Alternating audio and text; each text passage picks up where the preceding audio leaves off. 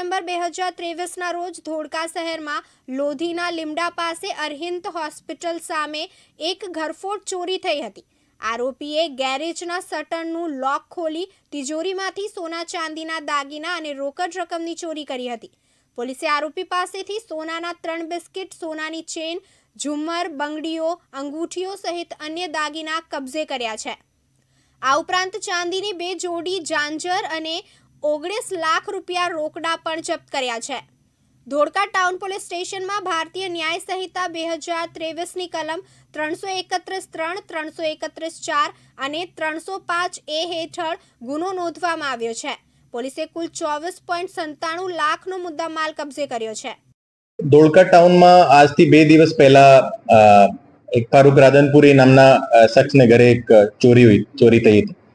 फारूक राधनपुरी एनो एक spare parts no एने vehicle repair no एक बिजनेस है और थोड़ा दिवसों पहला एक कोई प्लॉट वेच्यो હતો और प्लॉट ने વેચાણ में જે પણ કેશ આવ્યો હતો આ કેશ એમના ઘર में મૂકીને રાખ્યો હતો અને એને ત્યાંથી અમને 2 દિવસ પહેલા ખબર પડી કે એમને ત્યાંથી લગભગ 17.5 લાખ રૂપિયા કેશ અને 17 તોલા जो है सोनो लगभग 170 ग्राम जो सोनो ત્યાંથી ચોરી થયો છે और એને આધારે આજે પેટર્ન હતો કે જો કોઈ લોક ખોલીને જો એના ગેરેજમાં અને એના ઘરમાં એન્ટર થયો હતો તો કોઈ એના નજીકનો હોય યા કોઈ એના ગેરાજને વિઝિટ કરીને ગયો હોય એવું કોઈ એવા લગભગ 35 થી શકમંદને અમારી એલસીબી અને લોકલ ધોળકા ટાઉનની પોલીસ ટીમ જો એને પૂછપરછ કરી હતી।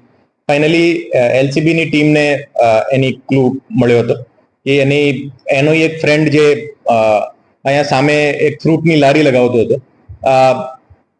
એને ઘરે જઈને પછી એનો ઘરની ઝડપી કરી તો એને ત્યાંથી બધો મુદ્દામાલ મળ્યો હતો અને એની પૂછપરછ મેં બધી વસ્તુએ કબૂલી લીધી હતી। और આ જે ચોરી થઈ હતી એમાં જે એક્યુઝ જે છે ઉમર ફારૂક મંસૂરી એ એના ગેરાજને સામે એક ફ્રૂટની લારી લગાવતા હતા और ઘણા સમયથી એના અંગત મિત્ર પણ છે और એને ખબર હતી કે જો અહીંયા જે વિક્ટિમ જે છે ચાબી ક્યાં મૂકે છે और એનો એક પ્રોપર પ્લાનિંગ કરીને એનો જે સીસીટીવી કેમેરો હતો એને પણ જો ઢાંકીને ત્યાં જગ્યા ઉપર એન્ટર કર્યા હતા और પછી ત્યાંથી જો બધી ચોરીના આ ગુનાને અંજામ આપ્યો હતો। આજે ઉમર ફારૂક મંસૂરી જે છે પહેલા એમનો ઓટો રાખતા હતા અને પછી ઓટોમાં કઈ પ્રોફિટ હતો નથી તો પછી એ ઓટો વેચીને અત્યારે ફ્રૂટની લારી લગાવતા હતા। એની ફાઇનાન્શિયલ કન્ડિશન ખરેખર સારી ના હતી और એની એક એમ્બિશન હતી કે જો એક ઇકો ગાડી ખરીદવાની છે और એને માટે એમને પૈસા જોઈએ હતા और આને આધારે એને પોતાના ફ્રેન્ડની જ ત્યાં આજે ચોરીનો અંજામ આપ્યો હતો। આ ચોરી કરીને ફરીથી એમના રૂટીન કાર્યમાં જો એને કોઈ પણ પ્રકારનો શક ના થાય આ પ્રકારને એનો તમામ કામગીરી ચાલુ હતી। એને એમ શરૂમાં અમારી ટીમને શરૂમાં મદદ પણ કરી હતી કે જો કઈ રીતે અમે કોણ એને મળવા આવ્યો હતો। ફાઇનલી અમારી ટીમની જે બાતમી જે હતી और એનો જે ટેકનિકલ એનાલિસિસ હતો એને આધારે એલસીબીની ટીમ જો આ આખા ગુનાનું ડિટેક્શન કર્યું હતું।